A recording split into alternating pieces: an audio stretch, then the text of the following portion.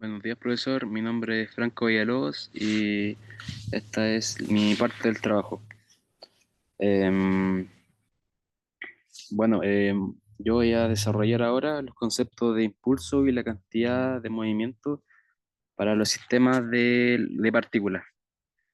Esta disertación va a abarcar varios puntos como la cantidad de movimiento lineal de una partícula, conceptualmente hablando, obviamente, el impulso lineal de una partícula o de un sistema de partículas, principio del impulso y la cantidad de movimiento lineal para una partícula o sistema de partículas, la conservación de la cantidad de movimiento lineal, el impacto, el coeficiente de restitución, el impacto oblicuo, la cantidad de movimiento angular de una partícula y sistema de partículas, el impulso angular de una partícula, los principios del impulso y la cantidad de movimiento angular de una partícula, y la conservación de la cantidad de movimiento angular para una partícula.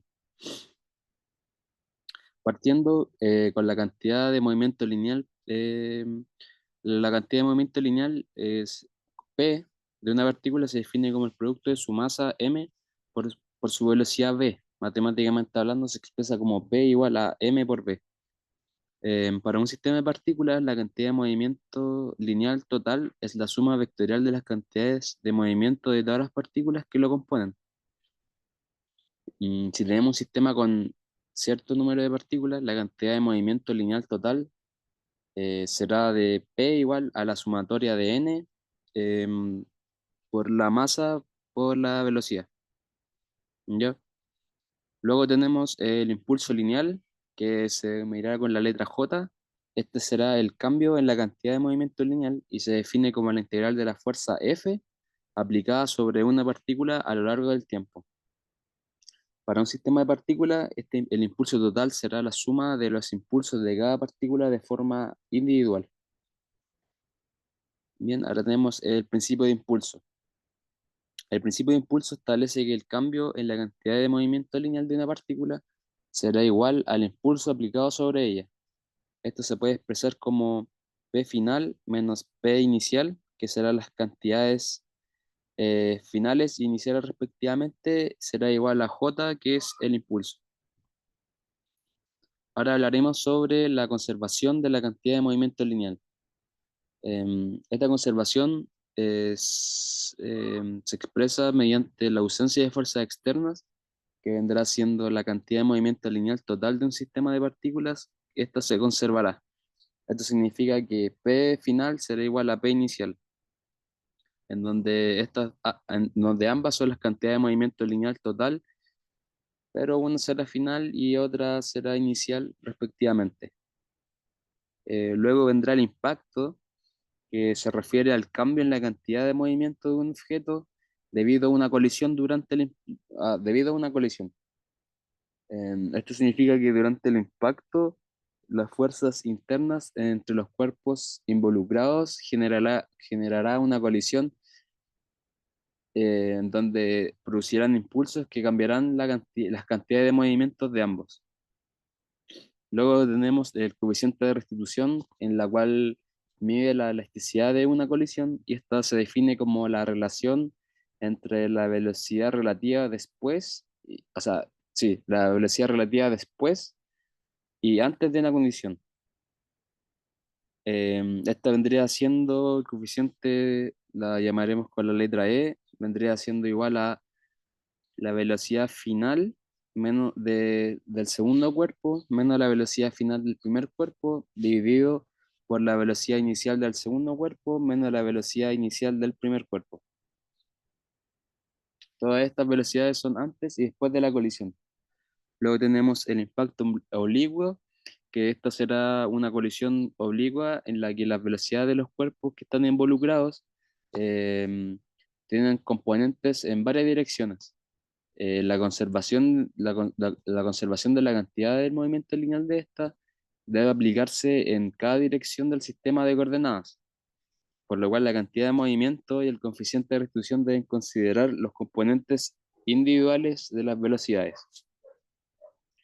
Ahora hablaré sobre la cantidad de movimiento angular de una partícula o de un sistema de partículas. Bueno, la cantidad de movimiento angular la podremos denominar con la letra L, que vendría siendo de una partícula, respecto a un punto de referencia. Se define como el producto vectorial de un vector de posición R y la cantidad de movimiento lineal P. Esta vendría siendo, matemáticamente hablando, L igual a R por P. Para un sistema de partículas, esta cantidad de movimiento angular total será la suma de las cantidades de movimientos angulares de todas las partículas que estén involucradas. Matemáticamente, este vendría siendo como L total igual a la sumatoria de n partículas, que vendría siendo la cantidad de partículas involucradas por R por P. El impulso angular de una partícula o de un sistema de partículas. El impulso angular, JL, es el cambio en la cantidad de movimiento angular y se define como la integral del momento de fuerza m aplicado a lo largo del tiempo. Después tenemos el principio del impulso angular. Este impulso establece que el cambio en la cantidad de movimiento angular es igual al impulso aplicado y se expresa como L final menos L inicial, que vendrá siendo igual a JL, que es el impulso angular. LF y LI son las cantidades de movimiento angular final e inicial respectivamente.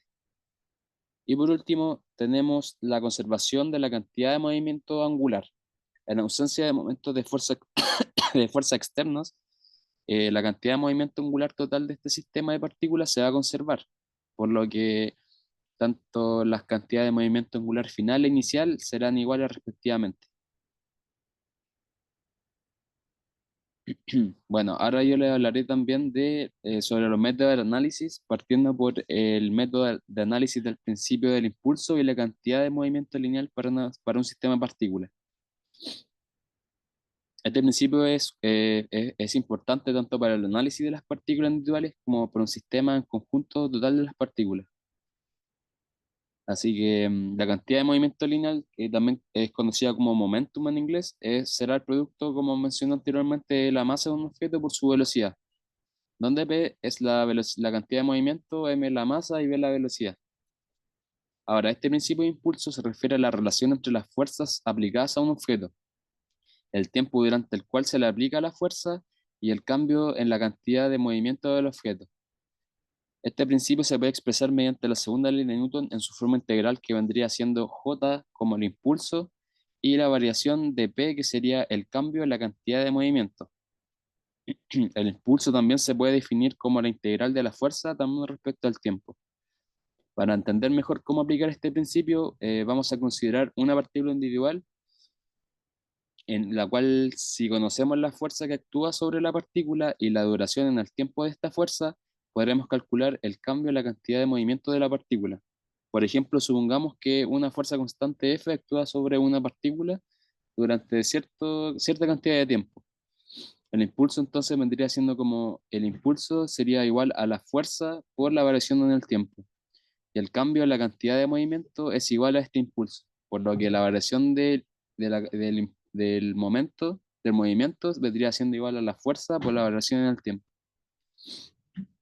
Para un sistema de partículas, este análisis se vuelve un poco más complejo, ya que hay que considerar que en todas las interacciones de las partículas del sistema, sin embargo, el principio fundamental es el mismo, la cual es la suma de los impulsos externos actuando sobre el sistema, vendrá siendo igual al cambio de la cantidad de movimiento total del sistema. Bueno, para explicar un poco más, para aplicar este método de análisis, vamos a usar ciertos pasos, en la cual tendremos cuatro. En el primero definimos las partículas o el sistema de partículas que vamos a analizar. En el segundo identificamos todas las fuerzas externas que actúan sobre el sistema. En el paso 3 vamos a calcular el impulso total, considerando las fuerzas y el tiempo de aplicación. Y finalmente utilizaremos el principio de impulso y la cantidad de movimiento para encontrar el cambio en la cantidad del sistema, de movimiento del sistema. Ahora, como modo de ejemplo práctico, vamos a suponer que en un sistema de dos partículas que colisionan elásticamente antes de la colisión, cada partícula tendrá su propia cantidad de movimiento, individualmente hablando. Y durante la colisión, las fuerzas internas entre estas partículas cambiarán sus cantidades de movimiento. Ya no tendrán las mismas que en un inicio. pero la cantidad de movimiento total de este sistema permanecerá constante si es que no hay fuerzas externas. En resumen, este principio de impulso y cantidad de movimiento lineal será una herramienta que se ocupará en mecánica para analizar el comportamiento de las partículas y los sistemas de partículas bajo la acción de las fuerzas. Ahora les hablaré sobre método de aplicación de análisis para la conservación de la cantidad de movimiento lineal para una partícula o un sistema de partículas. Bueno, para empezar, em, la cantidad de movimiento lineal, también conocida como momento lineal, es una magnitud vectorial que se define como anteriormente lo había dicho, eh, la masa por la velocidad de un objeto. Bueno, esta conservación en la cantidad de movimiento lineal establece que ante una ausencia de fuerza externa, la cantidad de movimiento lineal total será constante. Esto habla en relación a la segunda ley de Newton. Em, bueno, y aquí va otro ejemplo que podremos, para entender mejor estos métodos de análisis, em, tendremos dos patinadores sobre hielo y uno de ellos empuja al otro. Ambos se van a mover en diferentes direcciones opuestas. La cantidad de movimiento lineal total del sistema compuesto por estos dos se va a mantener constante tanto antes como después de este empujón, siempre que no hayan fuerzas externas actuando sobre ellos. Ahora bien, ¿cómo vamos a aplicar este principio de análisis en el sistema de partículas? Primero vamos a identificar todas las fuerzas que actúan sobre el sistema de partículas. Luego vamos a establecer las ecuaciones de movimiento para cada una de ellas, en este caso los patinadores. Y finalmente sumaremos las ecuaciones para obtener una ecuación final en la cual describa el comportamiento del sistema completo.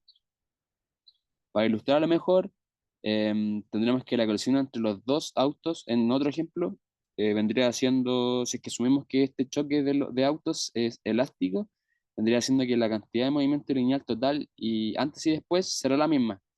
Por lo cual, si tendremos que establecer una ecuación, esta vendría siendo la masa del vehículo 1 por su velocidad inicial más la masa del vehículo 2 por la velocidad de este inicialmente, vendría siendo igual a la masa del primero por la velocidad de este final, más la masa del segundo por la velocidad de final de este segundo vehículo. Bueno, este método no solamente es útil para entender las colisiones, sino también para poder analizar la dinámica que existen en sistemas más complejos, como por ejemplo, no sé, los cohetes en el espacio o expulsión de masa en forma de gas en la combustión, siguiendo así la conservación en la ley de, siguiendo así la ley de conservación de la cantidad de movimiento lineal. Luego tenemos el método de análisis para problemas de impacto líquido en las partículas. Bueno, el impacto oblicuo de las partículas hace referencia a la colisión entre partículas en la que la dirección del movimiento de estas partículas no es perpendicular a la superficie de impacto. En otras palabras, significa que las partículas chocan con un ángulo en lugar de hacerlo de frente. Bueno, este tipo de colisiones son comunes por muchos procesos industriales y naturales, como en la pulverización de materiales, en erosión o en diseño de vehículos. Ahora, este método de análisis para problemas de impacto oblicuo de las partículas generalmente implica varios pasos. Primero necesitamos entender bien cuáles son las propiedades de las partículas o de los objetos, en la cual dependiendo de su tamaño, masa y velocidad. Luego utilizaremos principios de la mecánica para poder modelar la trayectoria de las partículas antes y después del impacto. Esto va a incluir el uso de la ley de la conservación de la energía y de momento lineal. También es importante considerar el ángulo de impacto y las fuerzas de fricción que actúan durante la colisión. El ángulo de impacto hace referencia a determinar la dirección en la que la partícula o el objeto se moverá después del choque. Esto significará que si se tiene un ángulo mayor, este va a tender a resultar en una mayor dispersión de partículas. Por otro lado, la fricción entre la superficie de las partículas y el material que está compuesto cada una de ellas puede causar una pérdida de energía, lo que finalmente afectará a la velocidad y dirección de estas. Otro aspecto importante en este método de análisis es la aplicación de, de las simulaciones de computadoras, porque lo va a permitir a poder modelar las colisiones complejas y poder ver cómo el comportamiento de estas bajo diferentes condiciones. El otro método de análisis que voy a explicar será la aplicación del principio del impulso y de la cantidad de movimiento angular para una partícula o sistema de partículas. Bueno, para comenzar, vamos a recordar lo que entendemos por impulso y por cantidad de movimiento angular. El impulso es una magnitud vectorial que representa el efecto de una fuerza aplicada durante cierta cantidad de tiempo y matemáticamente se expresa como el producto de la fuerza y el tiempo durante el cual actúa. La cantidad de movimiento angular, también conocida como momento angular, es una medida de rotación de una partícula o de sistema de partículas alrededor de un punto o de un eje, y se va a definir como el producto vectorial del vector de posición de la partícula respecto al punto de referencia y su cantidad de movimiento. Para analizar estos conceptos vamos a ocupar dos principios fundamentales en la mecánica, que vendrá siendo el principio de impulsión y el principio de la cantidad de movimiento angular. Comenzaremos con el principio de impulso. Esta va a establecer que el cambio en la cantidad de movimiento de una partícula será igual al impulso total aplicado sobre ella. Este principio puede resultar como la variación de P igual a J, en la cual la variación de P vendría siendo el cambio en la cantidad de movimiento y J el impulso. Ahora hablaré sobre el principio de la cantidad de movimiento angular. Este principio va a establecer que el cambio en la cantidad de movimiento angular de una partícula además es igual al momento de las fuerzas externas aplicadas sobre el sistema, que matemáticamente se expresa como la variación de L, que es el cambio en la cantidad de movimiento angular. Esto será igual a T, que será el momento de las fuerzas externas. Para entender un poco mejor esto, vamos a usar un ejemplo. Vamos a imaginar que hay un objeto que se mueve en el espacio bajo la influencia de una fuerza externa variable. Para determinar el comportamiento, primero vamos a calcular el impulso aplicando la integral de la fuerza respecto al tiempo, que vendría siendo como J igual a la integral en el tiempo eh, de la fuerza respecto al tiempo, claro. Una vez obtenido este impulso, podremos determinar el cambio de la cantidad de movimiento de esta partícula o de este objeto. De igual manera, de manera similar, para un sistema de partículas, este análisis se complica un poco más, ya que debemos considerar la interacción entre las partículas del sistema. Sin embargo, el principio sigue siendo el mismo. El momento de la fuerza externa nos permitirá encontrar el cambio en la cantidad de movimiento angular del sistema. Un caso interesante también se puede hablar el de la partícula en un movimiento circular, ya que la cantidad de movimiento angular respecto al centro de este círculo se va a mantener constante si es que tampoco hay fuerzas externas eh, que produzcan un momento. Esto se debe al principio de conservación del momento angular. Y como último método de análisis, vamos a explicar para la aplicación de la conservación de la cantidad de momento angular de la partícula. Ya habíamos hablado sobre la cantidad de movimiento angular, la cantidad de movimiento angular o de momento angular, que esta vendría siendo ya, como ya lo había mencionado anteriormente, la magnitud vectorial que describe la cantidad de rotación que tiene un objeto. Esta va a depender tanto del objeto, de la masa del objeto, como de la velocidad y la distancia del eje de rotación. Exactamente, hablando matemáticamente, el momento angular L se definirá como el producto vectorial entre el vector de posición R y el momento lineal P de la partícula, que vendría siendo como a modo de fórmula L igual a R por P. Ahora vamos a ver la ley de la conservación del momento angular, que esta ley nos dice que si no hay un torque neto externo que actúa sobre un sistema, el momento angular total será constante. Ya, hablando ahora como en el método de análisis, la conservación del momento angular en un sistema tiene varios pasos, en la cual identificamos el sistema de partículas y definimos el eje de rotación que se tiene. Ahora calculamos el movimiento angular inicial del sistema sumando los momentos angulares de todas las partículas y evaluamos las fuerzas y torques externos que podrían estar actuando sobre este sistema. Si determinamos que el torque externo es cero, podemos concluir que el momento angular total se va a conservar.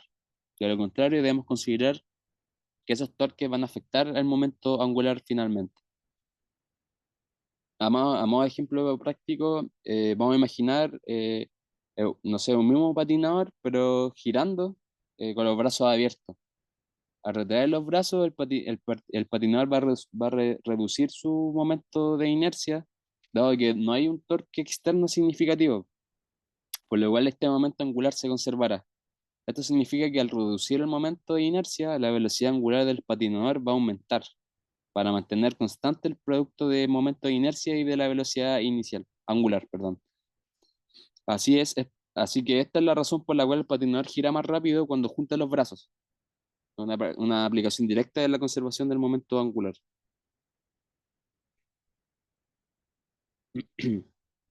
Ahora les voy a explicar, voy a compartir pantalla.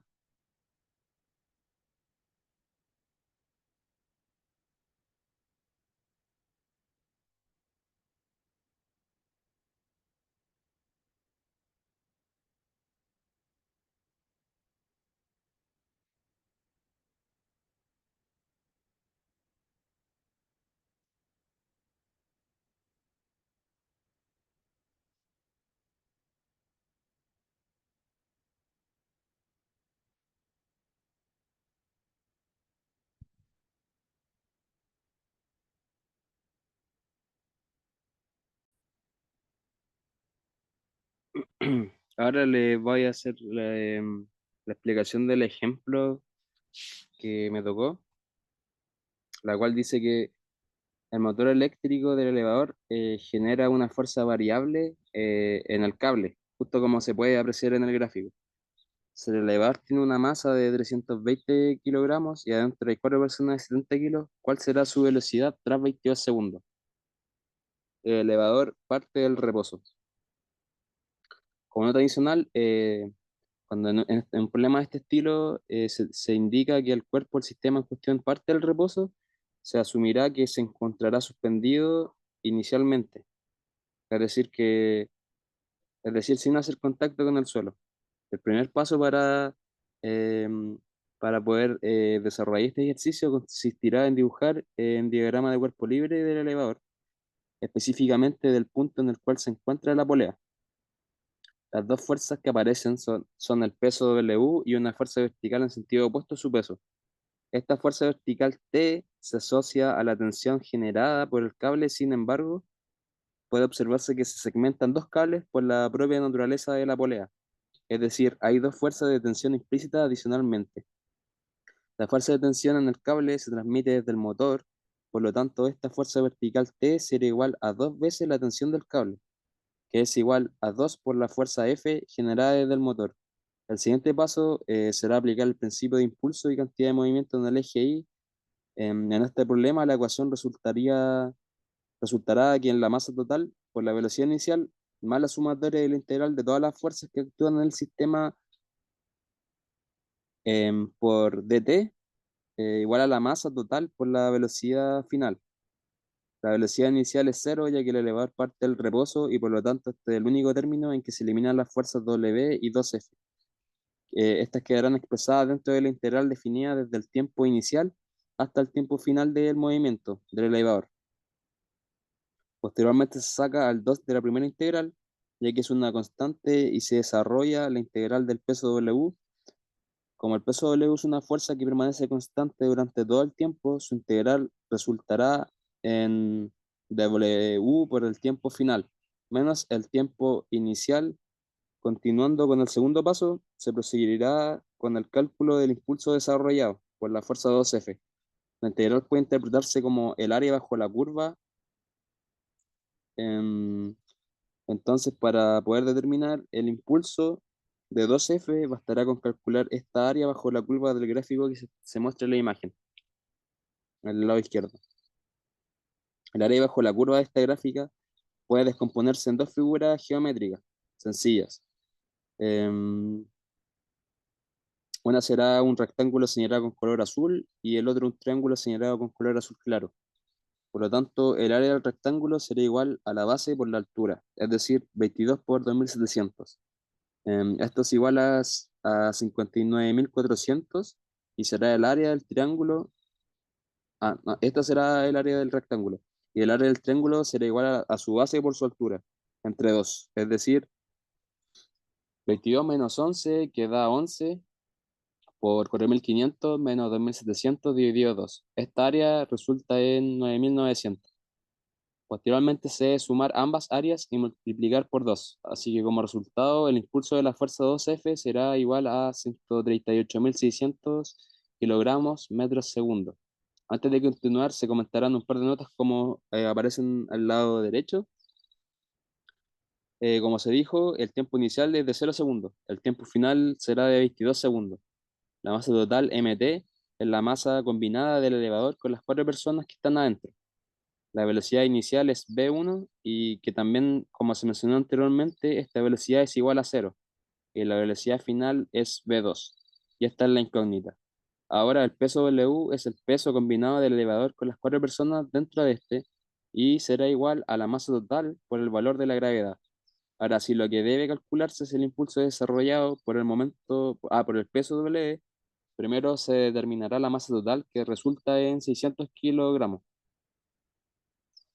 Después sigue probablemente el impulso de W y aquí solo se incorpora la expresión descrita en las notas, en la cual se sustituyen los valores que corresponden y como resultado el impulso de la fuerza W es igual a 129.492 kilogramos metros sobre segundo.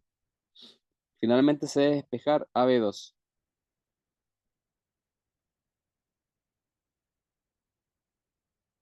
Se debe despejar AB2 de la ecuación original y ahora vuelve a escribirse dicha ecuación y para encontrar AB2 va a bastar solamente dividir todo entre la masa total y hecho esto deben sustituir los valores correspondientes y así la velocidad tras 22 segundos resultará en 15,18 metros sobre segundo.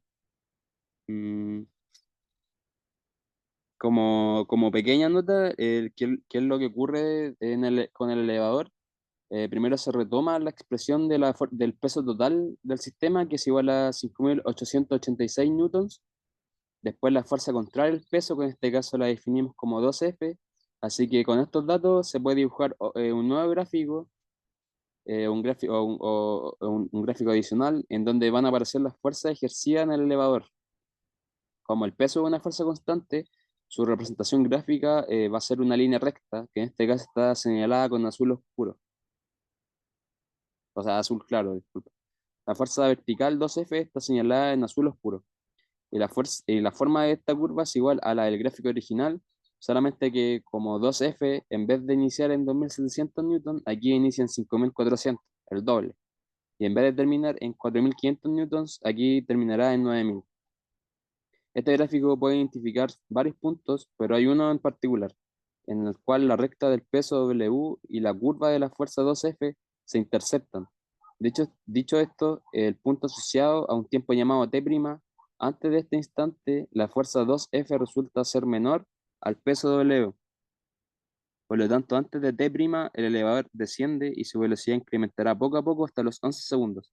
A partir de los 11 segundos, la fuerza 2F comenzará a incrementarse y esto significará que el elevador disminuirá su velocidad de descenso, hasta que justo en el instante T', el elevador se detendrá por completo y después de este momento la magnitud de la fuerza 2F se volverá mayor que la magnitud del peso.